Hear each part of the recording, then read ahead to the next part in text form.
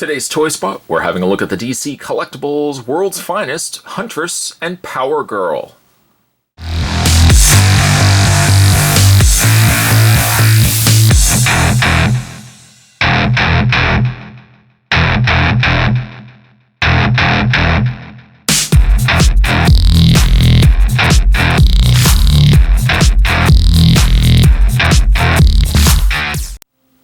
A new 2-pack that's now hitting your comic book stores.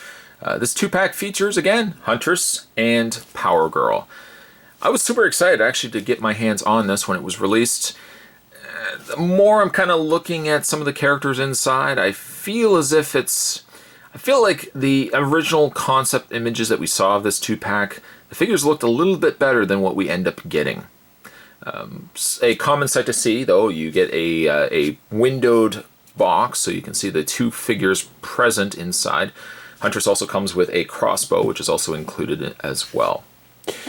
On the side of the package, and this is probably something that Spot's talking about when he says that the original concept images look a lot better than what we're getting with the figures themselves. Huntress, more importantly, I find this image looks a lot nicer than the Huntress that we ended up getting inside. Powergirl kind of, I don't know, kind of looks a little bit different as well. However, on the back of the package, the other 2 packs that you can get are Wonder Woman versus Katana and The Flash versus Vibe. And then there's a really nice image down below of Huntress and Powergirl. For more product info and more, you can head over to www.dccomics.com, comic shop locator service at www.comicshoplocator.com. Spot's going to take a break and get this opened up. When we come back, we're going to get a better look at Huntress and Powergirl. There's more heading your way, guys. Don't go anywhere. Stay tuned. Alright, so having a look at the 2 figures out of packaging, it's a bit of a mixed bag, I'm afraid.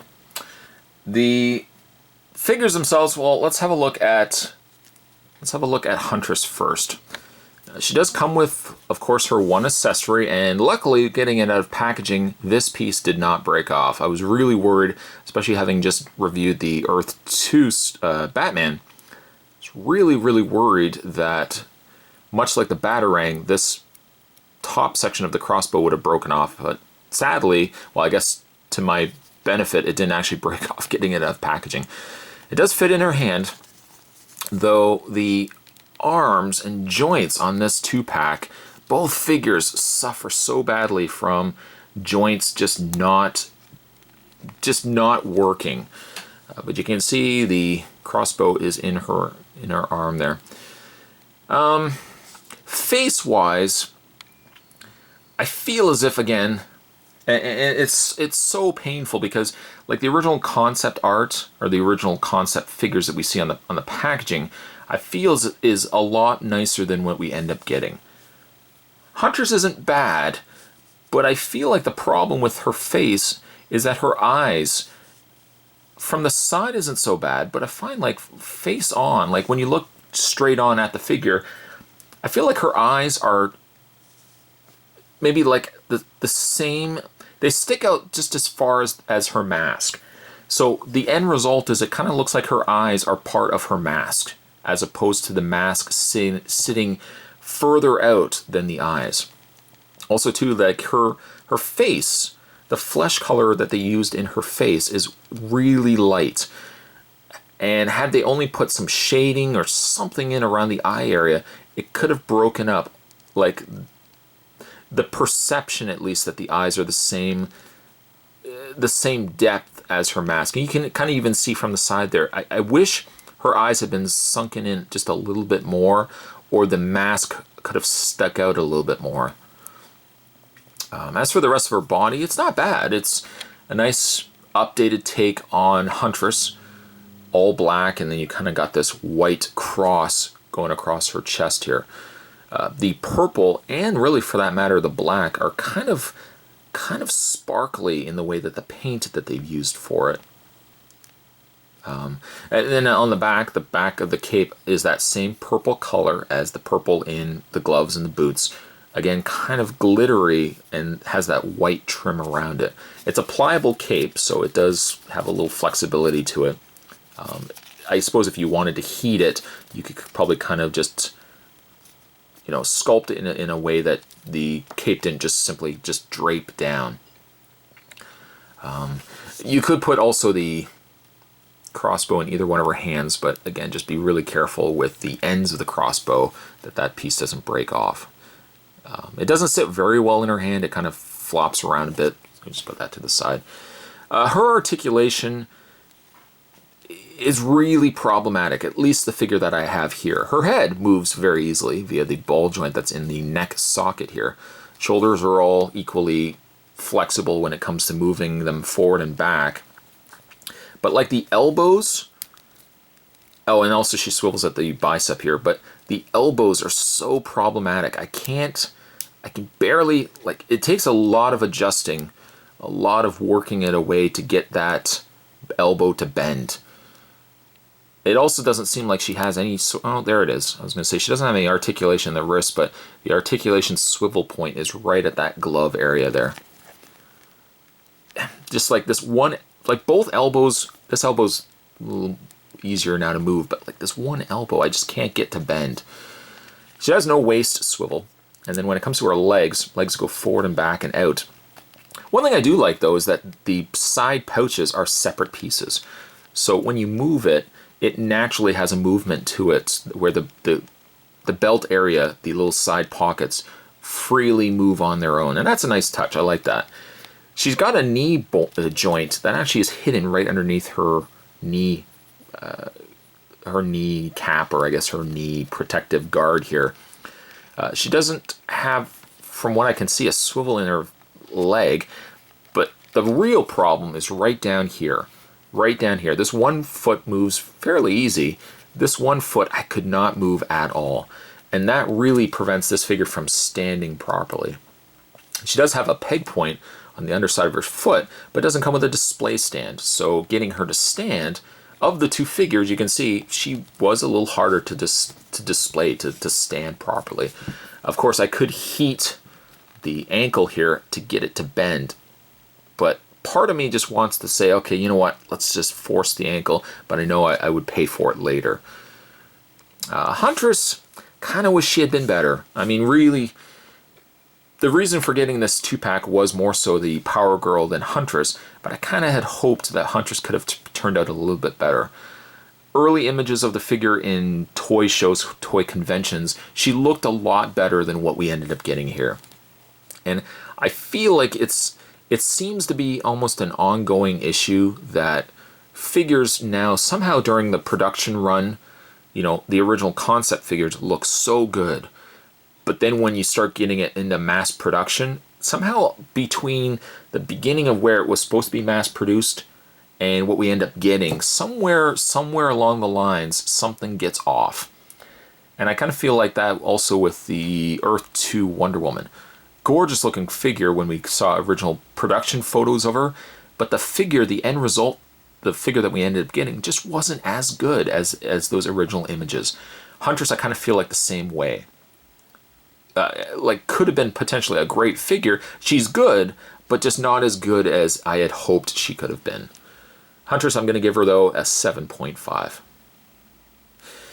Moving along, and I'm hoping that Huntress is actually going to stand. She probably isn't. I'll just lay her. You know what? I'll just move her off to the side there. The real reason why I wanted to get this set was for Powergirl. There hasn't been a lot of good Powergirls out there. You know, the DC Universe Powergirl was all right, but it could have been a lot better. This Powergirl has great potential, but then is plagued with issues. I guess more importantly, you know what, let's just look at the elephant that's in the room right now. Look at her wrists. Look at those hands that she's sporting.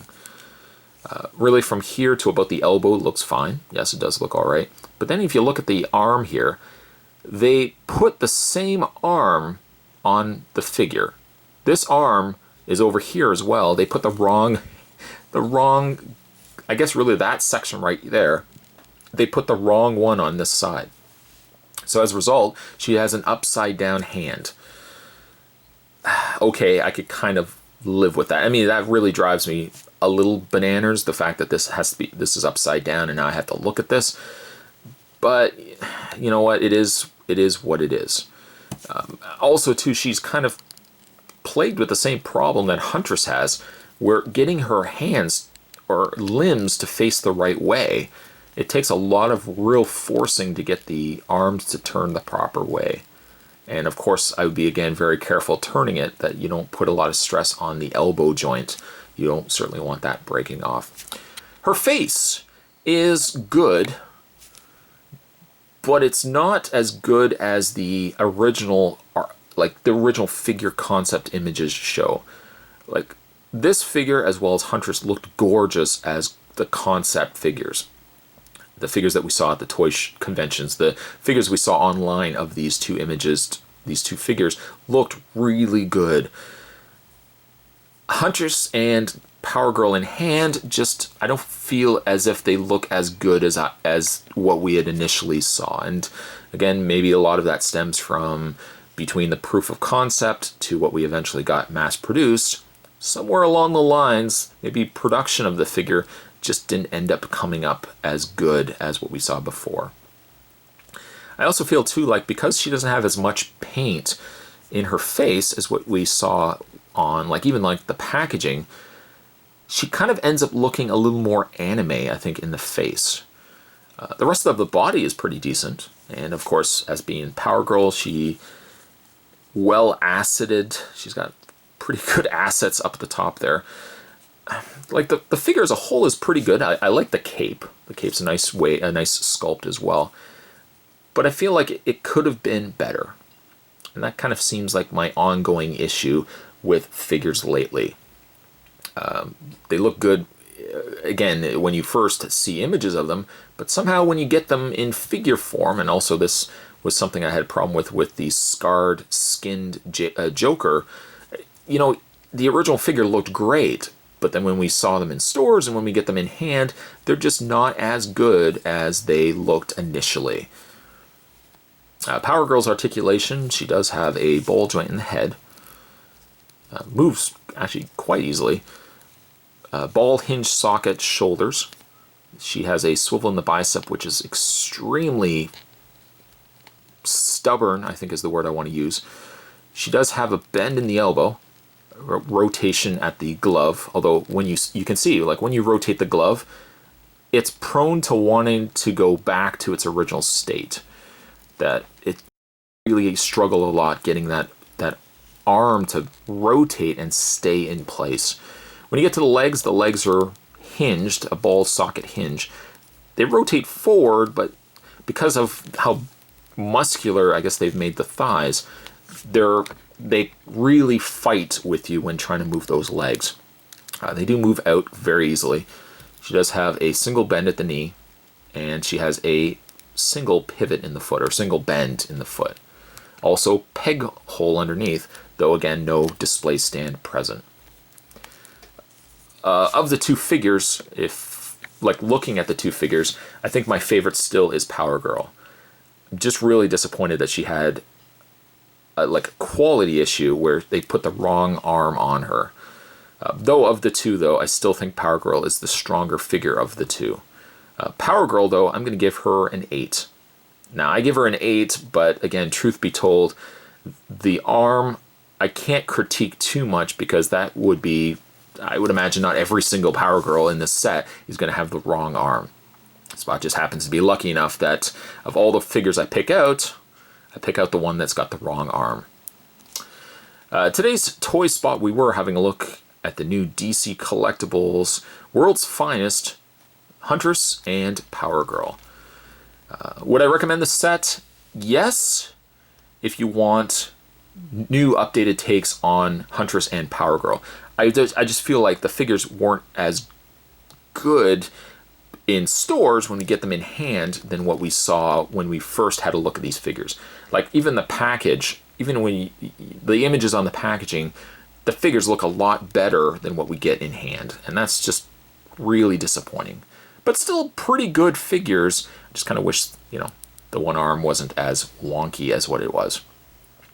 Stay tuned, guys. Spot's going to have more toy spots heading your way. As always, thanks for watching. I'll see you next time.